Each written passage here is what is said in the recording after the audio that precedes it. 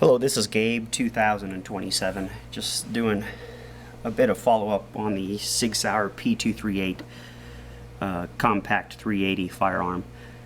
I own two of them, the Rainbow Edition and then the two-tone, which I put the new grips on it myself.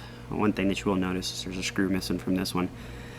It actually fell out of this one because of the fact that I failed to use the Loctite on the screw. The ammunition that I'm putting through the guns is 2 rounds. The first being the Law Enforcement Ranger, I believe it's a 95 grain, and the Gold Dot 90 grain. I'm also shooting through it Blazer ammunition, and I'm not really sure what the grain weight is on that. I do have a total of 4 magazines between the two of them. Primarily I carry this gun, and this one was initially purchased for my wife. I will have an additional video which will cover this particular firearm. I'm having problems with both of these jamming constantly. The gun right now is not clean.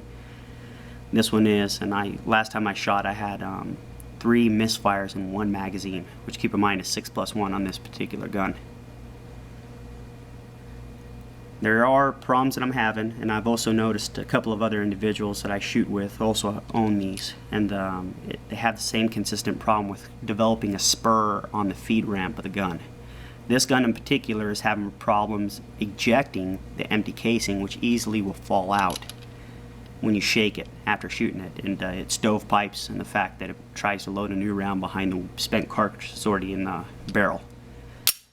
What I'm going to do real quick is safety check both firearms to ensure that they are indeed clear.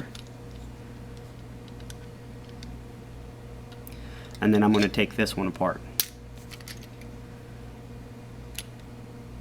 which is easily done.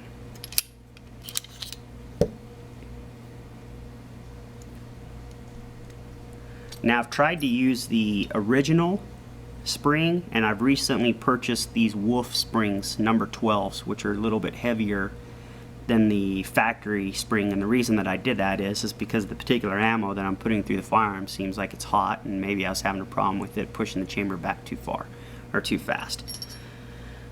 If you notice on this, again, the barrel is dirty, but it gives you a good indication of where that spur is. It's right there on the corner, right there. And it's consistent with 4 other Sig Sauers that I've looked at. I'm wondering if this is a design flaw. What I want to do is I'm also going to take apart this one, which you'll notice has the same exact problem. Again, I'm going to keep the components apart so that way I know which one goes to what gun.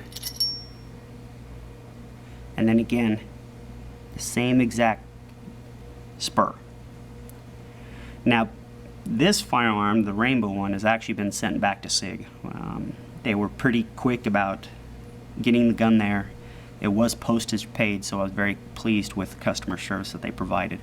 They did put 50 rounds through this gun, test fired, and they said that it was okay. However, when I brought it back and shot it, I immediately had problems with it. And again, that was using either the Lawman Rangers or the Gold Dot ammunition. I've tried different magazines. As you can see, I got a whole bunch of them, and I continue to have problems with the gun jamming. The factory on this one said that what they did is they ejected the extractor,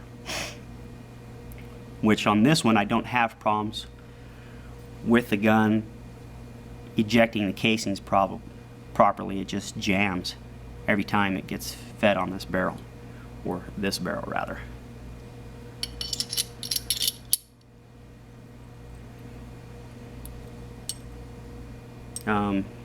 Set these apart.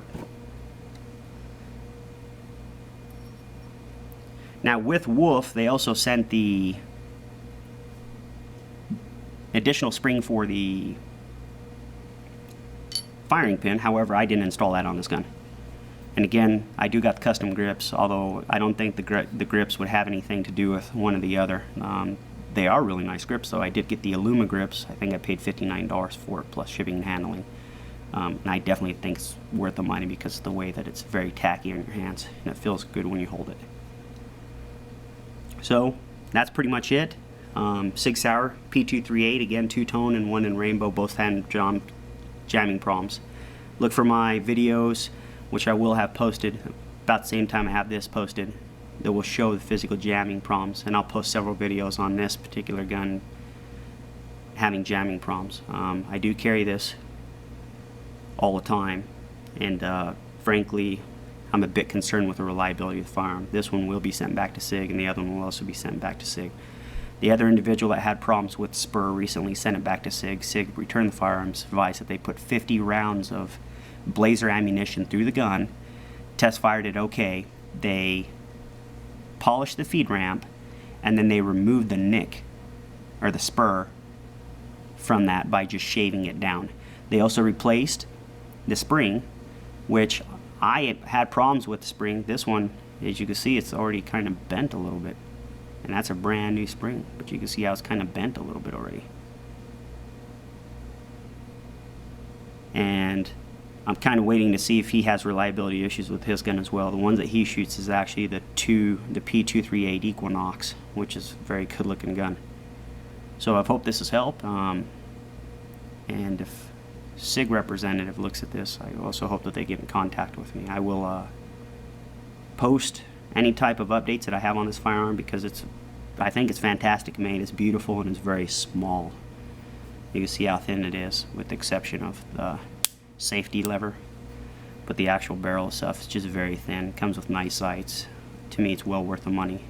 Just wish it was a little bit more reliable for me, but I think that we'll get those problems squared away. Anyway, appreciate you watching this. Happy shooting.